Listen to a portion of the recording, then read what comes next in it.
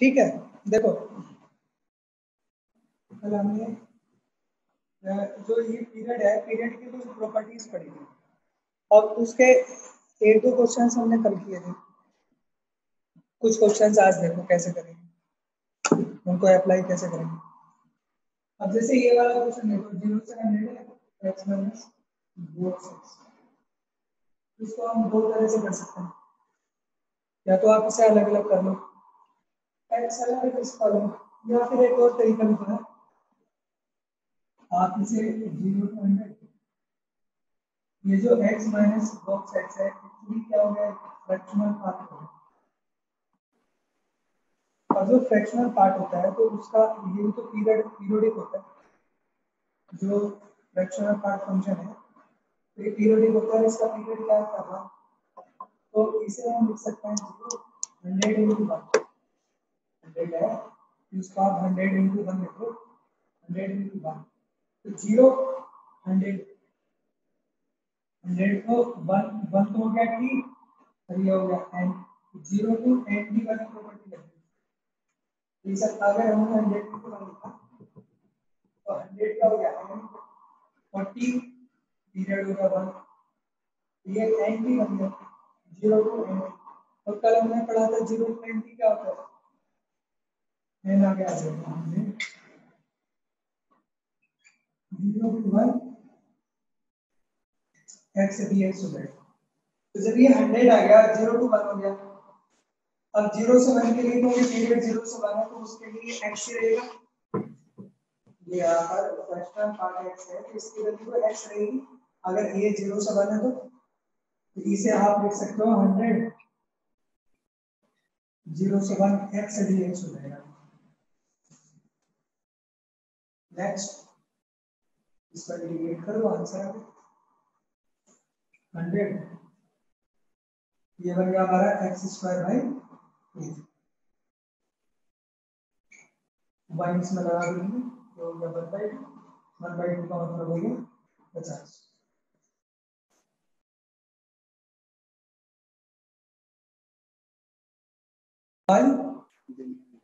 धीरे आ रही, इसकी आवाज बढ़ा, इसके बारे में पढ़ेंगे। हाँ हाँ बच्चों समझ में आया, ये आपको समझ में आया, ये हमने x माइनस बॉक्स x है तो इसको हमने फ्रैक्शनल पार्ट x लिख दिया। अब ये जो फ्रैक्शनल पार्ट x लिखा है 0 to 100, इसको हमने लिख दिया 100 into 1 तो 0 to nt वाली प्रॉपर्टी लगी ना, 0 to nt क्या बताया था, n आ गया जाए 0 to t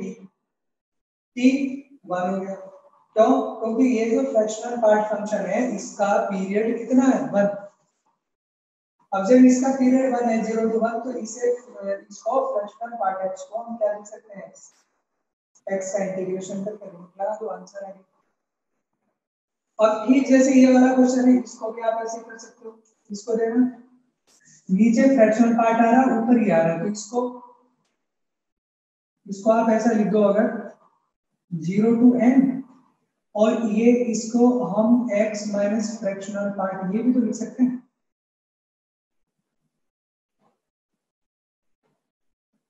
और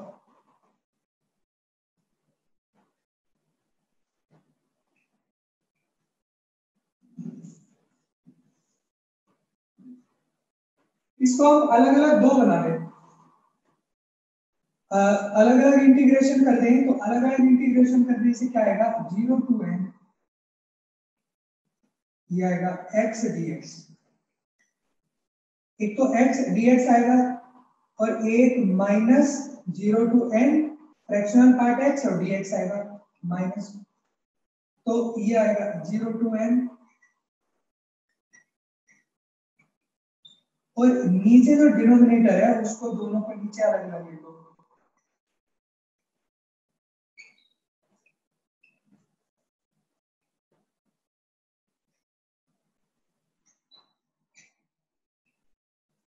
ये पूरा का पूरा इंटीग्रेशन इससे कैंसिल हो जाएगा, यहाँ तो 1 बच गया, अब रहा ये इसको इंटीग्रेट करो। तो इसको इंटीग्रेट करने के लिए देखो ये तो सिंपल है, एक्स स्क्वायर बाई टू, इसका तो हो गया x square by two, limit होगी 0 टू n, और ये 0 टू n है, तो n तो कोई इंटीजर रहा होगा, n तो कोई इंटीजर है, तो 0 टू n है, तो इसको लिखेंगे n, और इसका जो ये वाला जो फंक्शन है, तो इसका पीरियड तो 1 है, तो इसे n इंटू 1 लिख सकते हैं, तो n तो आगे आ जाएगा, और ये 0 टू 1, और जब ये 0 टू 1 हो जाएगा, तो तब ये जो ये है इसको आप लिख दोगे x फ्रैक्शनल पार्ट को x dx, तब इसका भी इंटीग्रेट करो, यहाँ पे n स्क्वायर बाई टू, और यहाँ पर ये भी x स्क्वायर बाई टू, तो 1 लगा दिया, तो ये कितना आ जाएगा, सॉल्व करके n आ जाएगा।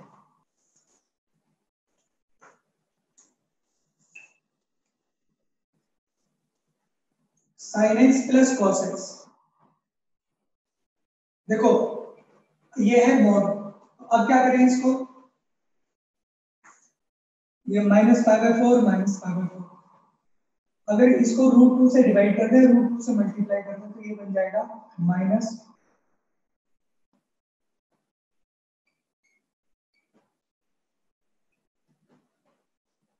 तो √2 से मल्टीप्लाई कर दिया और √2 से डिवाइड कर दो, तो √2 से डिवाइड करेंगे तो ये बन जाएगा 1/√2 sin x cos x।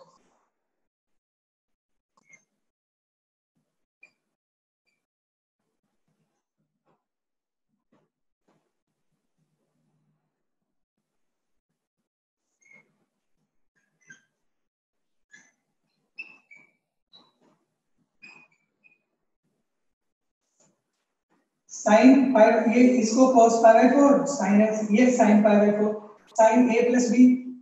sin a cos b plus cos a sin b का फॉर्मूला बनाओ, तो ये बन गया sin x प्लस π/4।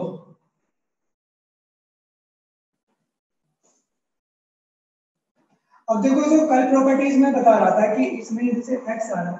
यहाँ पे आप इसमें से -π/4 कर दो x में, तो ये n पाई है, क्या बनेगा माइनस, अब यहां पर अगर हम क्या कर दें, π/4 को माइनस कर दें, ये बच जाएगा sin x, अगर यहाँ पर हम -π/4 करेंगे, यहाँ पे प्लस π/4 करेंगे, तो प्लस π/4 करेंगे तो क्या बन जाएगा 0, यहाँ पर प्लस करेंगे तो ये बनेगा n पाई,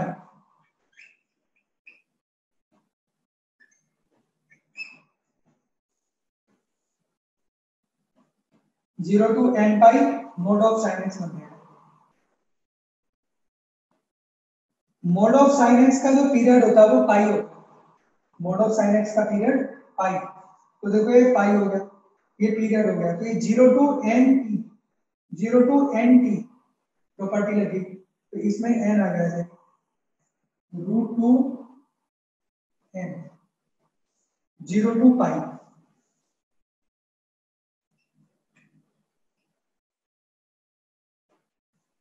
√2, 0 से पाई, 0 से पाई के लिए हमेशा जो मोड ऑफ sin x, जो sin x की वैल्यू होगी वो हमेशा पॉजिटिव होती है, तो 0 से पाई के लिए sin x नेगेटिव तो हो नहीं सकता, ऐसा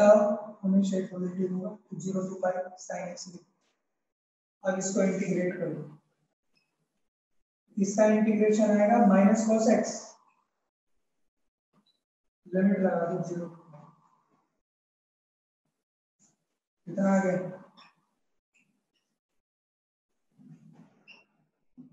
cos पाई -1 -1 -2 माइनस माइनस प्लस 2 ये आंसर आ गया।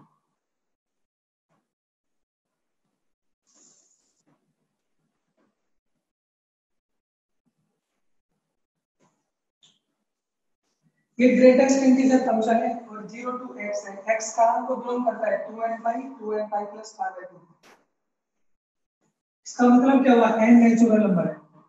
देखो पहली बात तो ये समझ लो कि अगर n नेचुरल नंबर है, n की वैल्यू अगर हमने बन ली 8 2 पाई और 2 pi plus pi by 2 z, यानी कि 2 पाई कहां तक होगा, जैसे ये आ रहा होगा 2 पाई यहां तक हो गया, 2 पाई प्लस पाई बाय 2 ये वाला नंबर 2 पाई से लेके 2 पाई। तो यहाँ पर जो ये x है, x की वैल्यू कहां से कहां तक हो सकती है, यहां से यहां तक 2 पाई से लेके, अगर n नेचुरल नंबर है ना, या n की वैल्यू 2 ले, n की वैल्यू 2 पे 4 पाई प्लस पाई बाय 2, तो 4 पाई कितना हो जाएगा, ये होता है यहाँ से यहाँ तक 2 पाई, फिर ये हो गया एक बार और 4 पाई प्लस पाई बाय 2, तो यही एंगल आएगा हमेशा का हमेशा। जब भी आप n की वैल्यू चाहे 1 लो 2 लो 3 लो 4 लो, तो यहाँ पे या तो n की वैल्यू मान लेंगे 2 पाई प्लस पाई बाय 2, या फिर 4 पाई प्लस पाई बाय 2, 6 पाई 8 पाई, ऐसे करके एंगल आएगा, यानी यही वाला एंगल आएगा। x जो बिलोंग करेगा, तो x की बिलोंग x यहाँ से यहाँ तक हो सकता है, 2 पाई से लेके 2 पाई बाय 2, ये वैल्यू है इसकी। लेकिन शुरू कहां से हो रहा है इंटरवल हमारा, t की वैल्यू कहां से शुरू हो रही है, 0 से लेके x तक हो रही है, और x की वैल्यू कहां से शुरू होगी, जैसे सपोज कर लो मैं n की वैल्यू 1 ही ले रहा हूं, तो वो शुरू हो जाएगी कहां से, 2 पाई से लेके और कहां तक, 2 पाई प्लस पाई बाय 2 तक, ये ऐसे शुरू हो जाएगी, या तो ये होगी या 4 पाई हो सकता है। तो ये शुरू कहां से हो रहा है, 0 से, तो आप इसको ना ब्रेक करेंगे, कैसे ब्रेक करोगे कि x की वैल्यू 0 से शुरू हो रही है ना, और x की वैल्यू कहां से, 2 पाई से, कितनी हो सकती है, या तो 2 पाई हो सकती है या 2 पाई से थोड़ी बड़ी भी हो सकती है, 2 पाई, तो यानी कि ये 0 से तो शुरू हो रही है, और x की वैल्यू कहां से शुरू हो रही है, 2 पाई से, या 2 पाई से थोड़ा सा बड़ी, और कहां तक हो सकती है, वो पाई बाय 2 तक कोई भी वैल्यू हो सकती है। तो हमने इसकी दो जगह ब्रेक कर दिया, एक तो कर दिया 0 से, जैसे 2 पाई, ये 2 पाई है, यानी मैंने यहाँ पे ले लिया 2n पाई, इसको ले लिया 2n पाई, और cos t, एक तो ये ले लिया मैंने, ये ब्रेक कर दिया,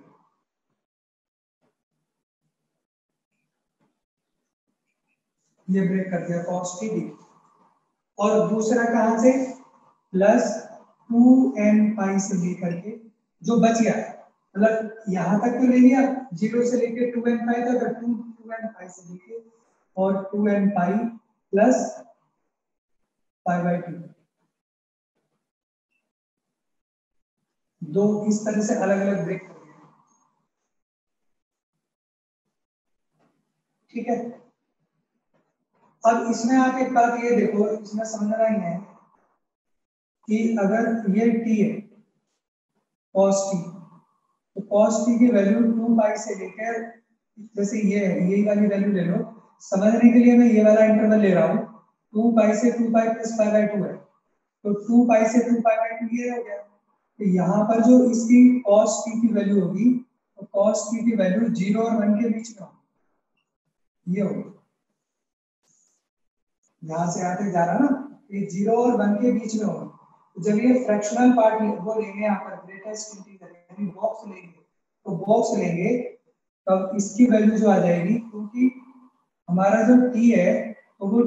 इसके बीच में होगा ना, 0 और पाई बाय 2 के बीच में होगा, t जो होगा वो 0 और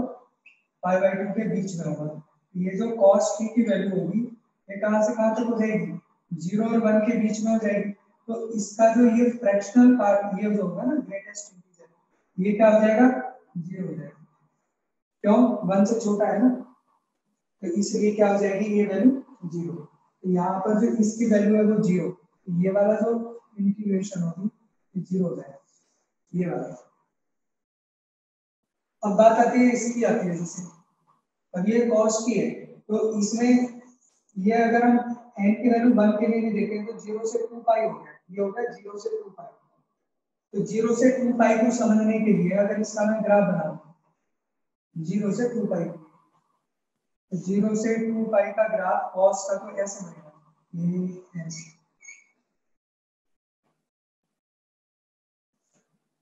ये पाई बाय 2 है, फिर ये पाई 3 पाई बाय 2 2 पाई, तो जब वैल्यू 0 से 2 पाई की बात कर रहे हैं हम, तो 0 से 2 पाई यहां तक,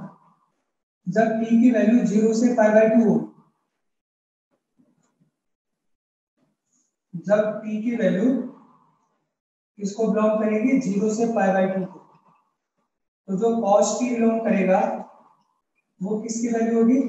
वो 0 और 1 के बीच में बिलोंग करेगा cos t। तो जब cos t 0 और 1 को बिलोंग करेगा तो इसकी जो बॉक्स की वैल्यू होगी वो कितनी हो जाएगी, 0 हो जाएगी। तो 0 हो जाएगी, तो इसका जो ग्राफ आएगा तो वो ये वाला आएगा ना, 0 यहां से लेके यहां तक 0 रहेगा बॉक्स। जब हम यहां से यहां तक चलेंगे, ये क्या है हमारा π/2, और π/2 से यहां तक जाएंगे पाई तक, तो π/2 से पाई तक के लिए जो वैल्यू रहेगी π/2 से और पाई के बीच में, तो अब जो वैल्यू रहेगी, ये t की वैल्यू π/2 से पाई है, तो जो cos t की वैल्यू होगी cos t, तो इसकी जो वैल्यू होगी वो -1 से 0,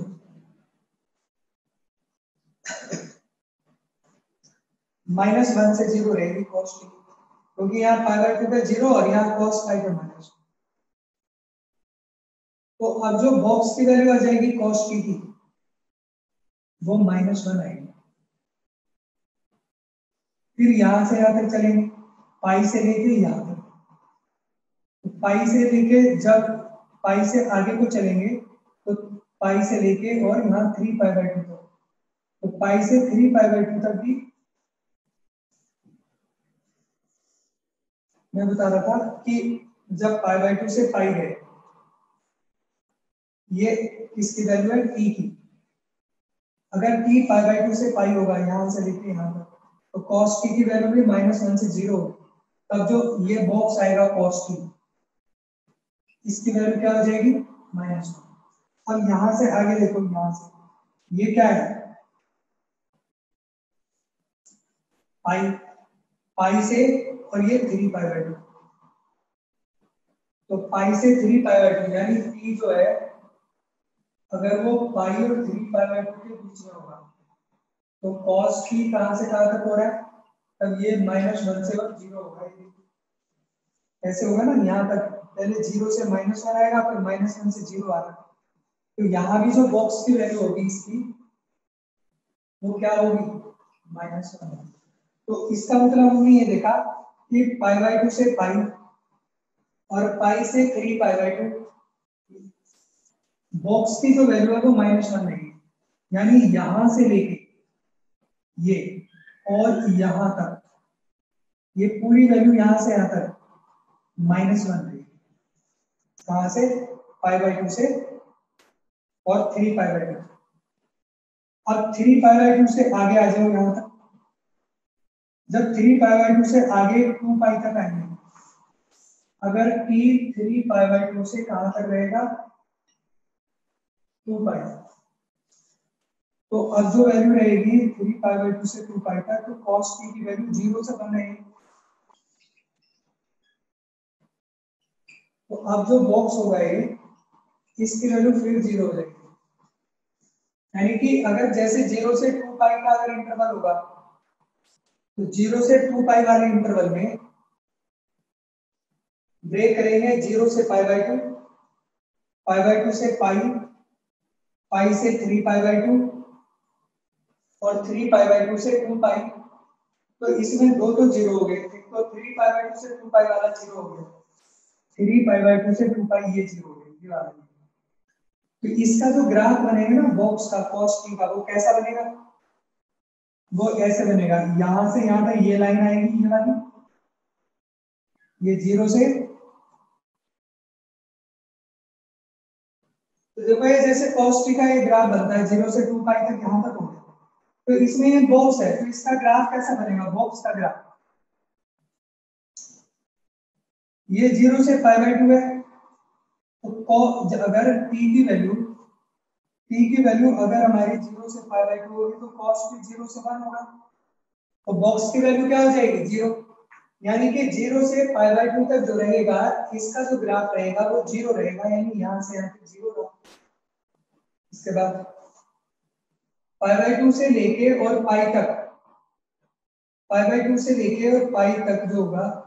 तो वो ये रहा। तो वैल्यू क्या रहेगी π/2 से पाई तक cos t -1 से 0 रहेगा, तो बॉक्स की वैल्यू -1 रहेगी, यानी ग्राफ -1 रहेगा यहाँ से यहाँ तक हमेशा।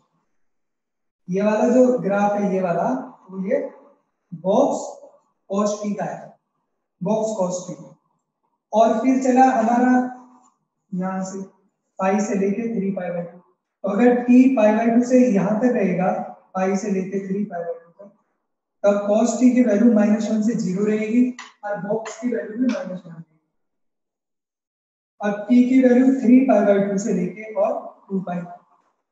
3π/2 से 2π रहेगी, तो cos t की वैल्यू 0 से बन जाएगी, तो बॉक्स की वैल्यू 0 हो जाएगी। यानी जो ग्राफ बनेगा इसका 0 से 2π में बॉक्स का जो ग्राफ बनेगा तो वो यहाँ से यहाँ तक आएगा, फिर यहाँ से यहाँ तक आएगा, फिर यहाँ से यहाँ तक आएगा, उसके बाद ये रिपीट होता रहेगा, यानी ये 2π के बाद रिपीट होगा। ऐसे ही बनेगा हर बार, जैसे 0 से 2π बना, ऐसे 2π के बाद 4π, 2π से 4π में बनेगा, 4π से 6π में बनेगा, तो इसका पीरियड 2π होगा। तो पीरियड 2π हो, पीरियड अगर इसका 2π हो गया तो 0 टू nt वाली प्रॉपर्टी से n पहले आ जाएगा, 0 to t।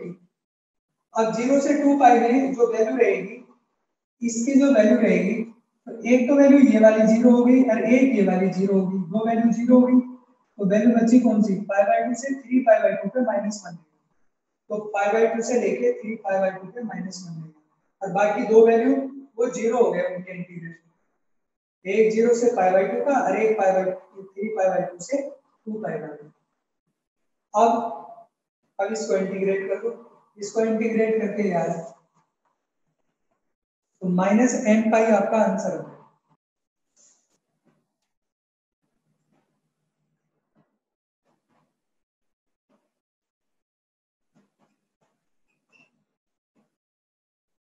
Lebanese rule,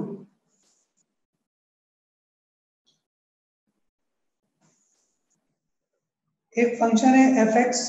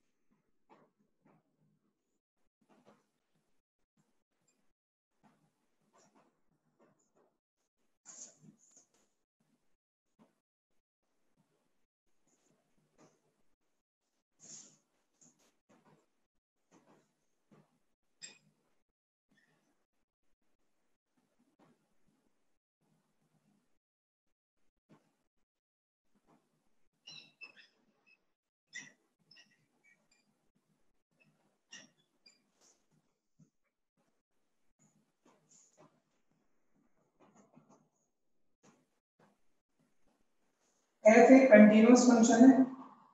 A B पर, और u x and d x are differential functions of x whose values lie in a b। जो यू एक्स और डी एक्स दोनों फंक्शन है उसकी जो वैल्यूज होगी वो ए बी के बीच में लाई करनी चाहिए। तब d by d x function f का इंटीग्रेशन जो होगा u x to b x equal to f d x b dash x minus f u x u dash x होता है। इसको हम प्रूव कर सकते हैं। ये एफ टी डी टी है ना, इसका जो इंटीग्रेशन है या एफ एक्स डी एक्स का जो इंटीग्रेशन है उसको आप F T capital F T ले लो। कितना ले लो?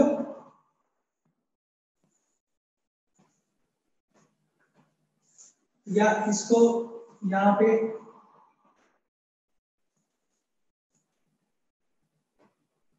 एफ एक्स डी एक्स है ना, एफ एक्स का जो इंटीग्रेशन कोई फंक्शन है एफ, इसका इंटीग्रेशन को कैपिटल एफ एक्स ले लो। तो इसको जब डिफरेंशिएट करेंगे तो एफ एक्स किसके इक्वल आ गया? एफ डैश एक्स के इक्वल होना चाहिए ना। हमने ये ले लिया कि अगर कोई जो फंक्शन है ना एफ, उसको जब हम इंटीग्रेट करते हैं एफ एक्स, तो जब इसको डिफरेंशिएट करेंगे तो डिफरेंशिएट करने पे एफ एक्स आएगा, ये एफ डैश एक्स आएगा।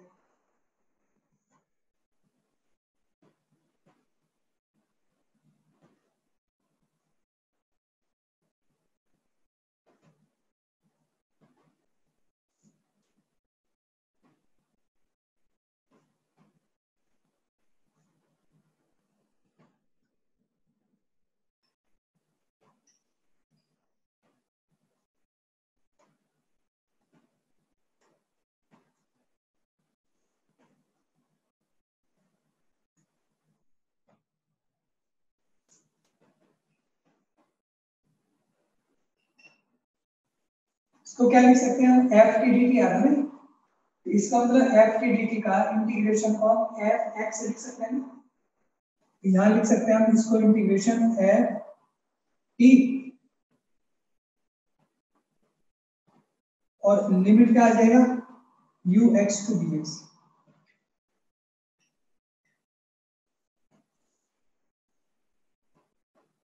ठीक है, और इसको डिफरेंशिएट, इसको लिमिट लगा दें, ये क्या बन जाएगा? एफ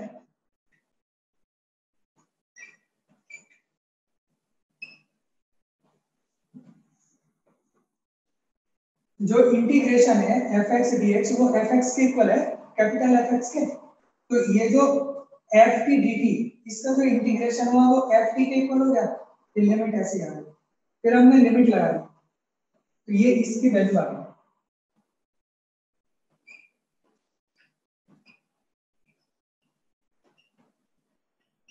अब इसको हम दोनों तरफ x के रिस्पेक्ट में डिफरेंशिएट कर रहे हैं। यहां मैं कर रहा हूं डी बाई डी एक्स,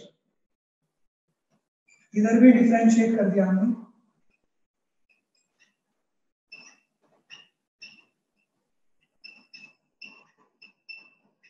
और इधर भी डिफरेंशिएट कर दिया। तो देखो पहले हम इसको डिफरेंशिएट करेंगे, तो इसको डिफरेंशिएट करेंगे तो पहले f को डिफरेंशिएट करेंगे ना, तो इसका डिफरेंशिएशन क्या आएगा? f डैश, और bx ऐसे आएगा। इसको डिफरेंशिएट करने के बाद हम इस वाले फंक्शन को डिफरेंशिएट करेंगे, तो bx का डिफरेंशिएशन क्या आएगा? मल्टीप्लाई b डैश x आएगा, और x का तो 1 हो जाएगा बाद में, माइनस इसको डिफरेंशिएट करेंगे f डैश u x आएगा, f डैश u x आएगा, और फिर u x का करेंगे, u x का कितना आएगा? u डैश x आएगा। अब अभी हमने देखा f डैश x ये f x के इक्वल है, तो ये जैसे f डैश x आ रहा है तो इसको मैं क्या लिख सकता हूँ? f x लिख सकता हूँ, तो इसकी जगह लिख सकता हूँ मैं f dx, ये ऐसे ही। ठीक इसी तरह से एफ डैश यू एक्स को मैं लिख सकता हूं एफ यू एक्स और यू डैश एक्स लिख सकता हूं।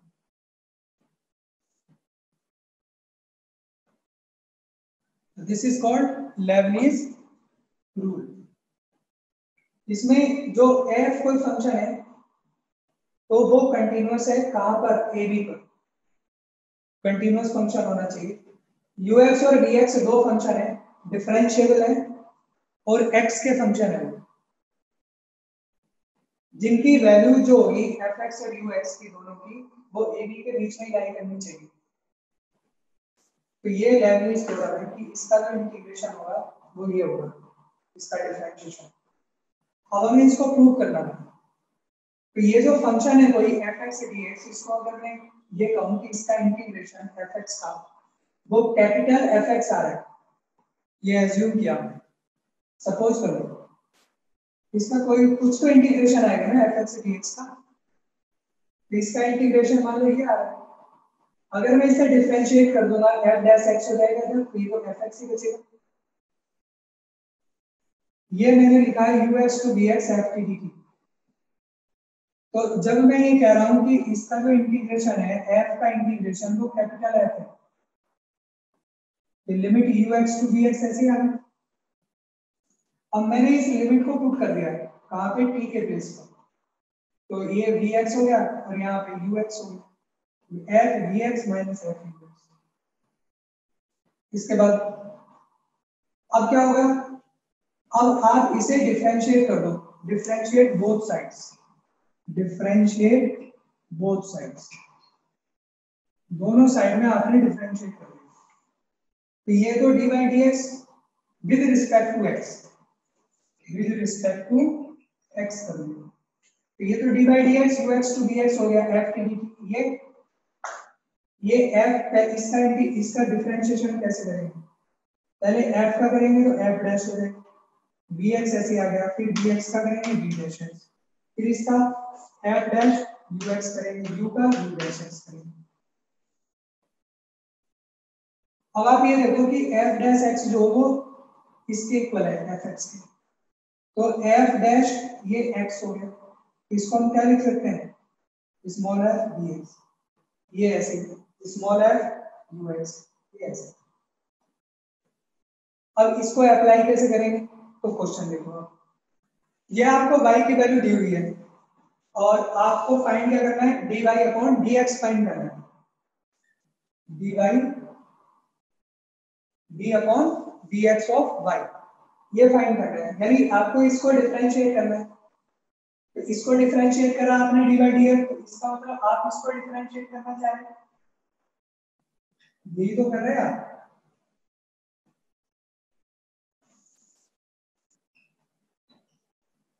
ये d upon dx of y ये फाइंड करना है आपको, यानी d upon dx of y, d upon dx of this, यानी इसका आपको dy dx करना है। तो देखो यहाँ पे x ग्रेटर देन 0 है, तो ये 1 अपॉन log t, t की वैल्यू यहाँ से यहाँ तक होगी। तो क्या करेंगे, कैसे डिफरेंशिएट करेंगे, ये तो फंक्शन हो गया x। तो अभी जो हमने यहाँ पे किया था, तो अगर ये फंक्शन है तो उस फंक्शन में t के प्लेस पे vx आया था, यानी अपर लिमिट आई थी पूरी पूरी, t के प्लेस पर अपर लिमिट आई थी। तो यहाँ पर जो t होगा उसके प्लेस पर ये अपर लिमिट आएगी 1 अपॉन log x, ऐसे अप्लाई करेंगे। जो फंक्शन होगा उस फंक्शन में वेरिएबल के प्लेस पे अपर लिमिट आएगी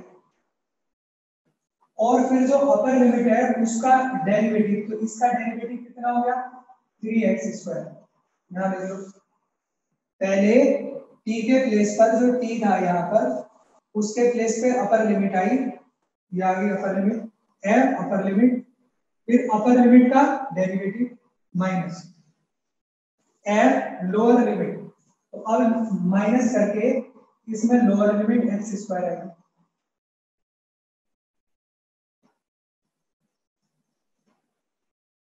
और फिर x² का डेरिवेटिव आएगा। यानी फंक्शन में पहले अपर लिमिट आएगी अपर लिमिट का डेरिवेटिव माइनस फिर वेरिएबल की जगह लोअर लिमिट का डेरिवेटिव। ये है, इस तरह से अप्लाई करते हैं, बस यही आंसर है। थ्री और आगे कर सकते हो तो सॉल्व कर लो, जो कर सकते हो आप, सिंप्लीफाई हो जाएगा।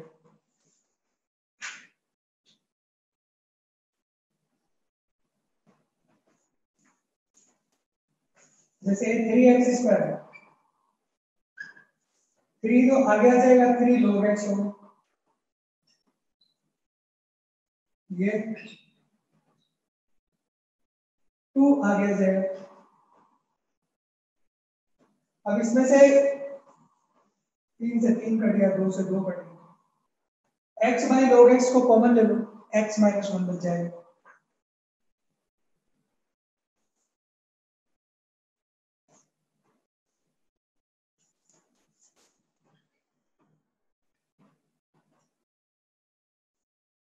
sin x to 1 t square f t dt equal 1 minus sin x के, x की वैल्यू 0 से पाई बाई 2 और तो वैल्यू करनी है फाइंड f 1 बाई रूट 3 की। f 1 बाई रूट 3 तभी तो फाइंड कर सकते हो जब आपको fx पता हो, फंक्शन पता हो। फंक्शन तो पता नहीं आपको, फंक्शन निकालना है आपको, तो क्या करा जाए इसमें, कैसे निकलेगा ये, इसको दोनों तरफ आप डिफरेंशिएट कर दो, डी बाई डी एक्स, इधर लेबनीज लगा दो। कैसे लगेगी लेबनीज, जब डी बाई डी एक्स करेंगे, पहले अपर लिमिट रखेंगे, तो अपर लिमिट रखा तो 1 का स्क्वायर 1 f 1 और फिर 1 का डेरिवेटिव 0 माइनस लोअर लिमिट रखेंगे साइन स्क्वायर एक्स हो जाएगा, ये f साइन एक्स हो जाएगा और फिर साइन एक्स का derivative cos x equal to इधर का भी डिफरेंशिएट किया 1 का 0 माइनस cos x, ये तो 0 हो गया, माइनस से माइनस कर लिया, cos x कॉमन लेंगे, cos x equal to 0, x की वैल्यू क्या आ जाएगी पाई बाई 2, जो हो नहीं सकता, इसलिए क्या बचेगा ये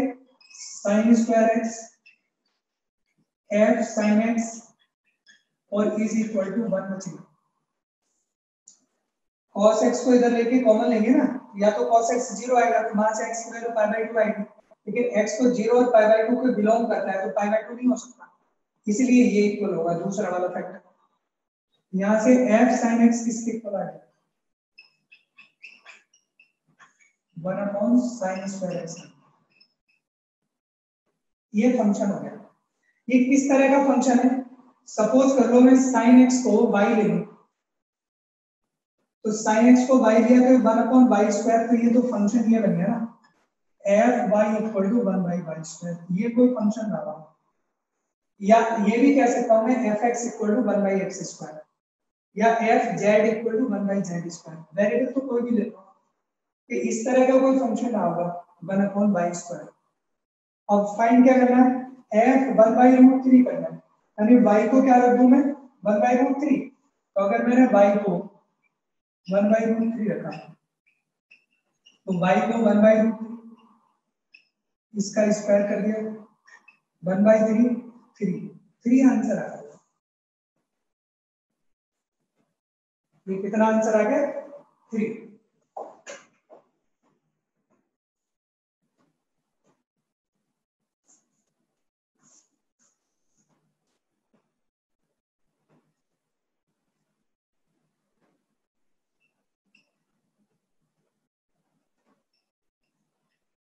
एफ आर टू आर एक डिफरेंशिएबल फंक्शन है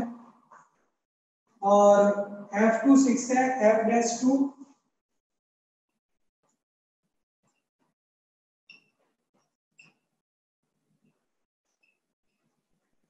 एफ डैश टू 1 बाई 48 है,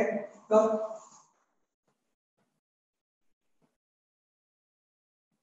limit x tends to 2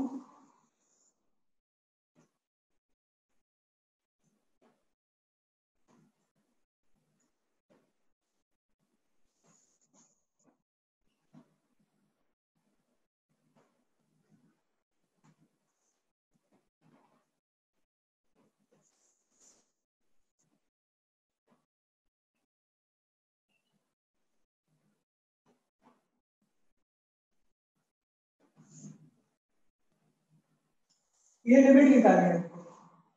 x की वैल्यू 2 है, जब मैं x की वैल्यू 2 डाल दूंगा ना, देखो तो यहाँ x की वैल्यू 2 डाल रहा हूँ तो ये बन रहा है 0, और जब इसमें p वाले में x की वैल्यू 2 डाली तो ये f2 की वैल्यू 6 हो गई, ये 6 to 6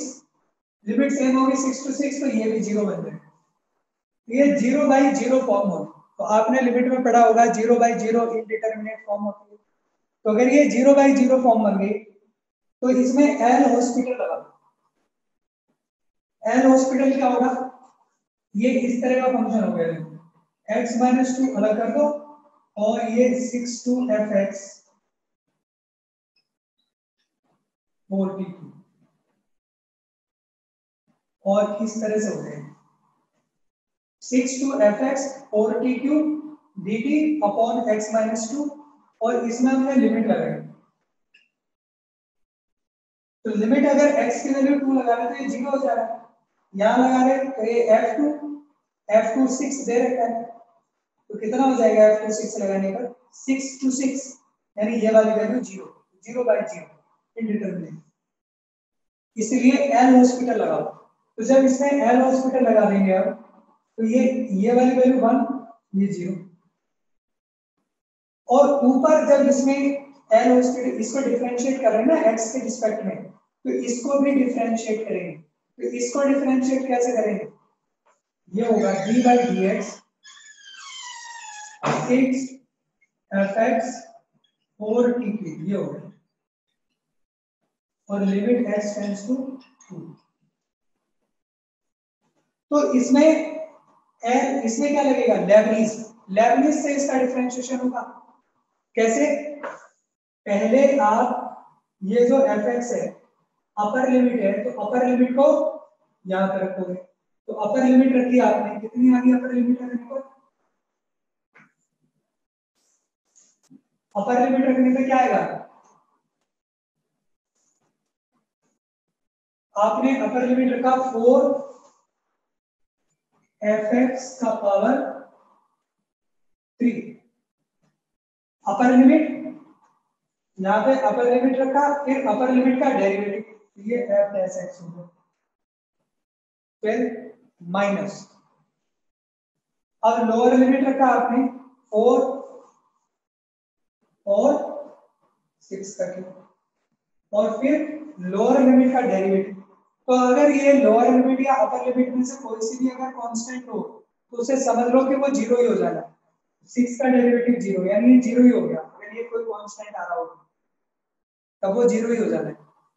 ये तो 0 हो गया। अब लिमिट x टेंड्स टू 2, इसमें और लिमिट लगा दो 4 f2 3 f डैश 2, ये तो 0 हो गया। अब 4 f2 गिवन है हमको f2 6 का क्यूब और f डैश 2 1/40, इसको सॉल्व कर लो, 12 से इसको काट दो, वो आंसर है।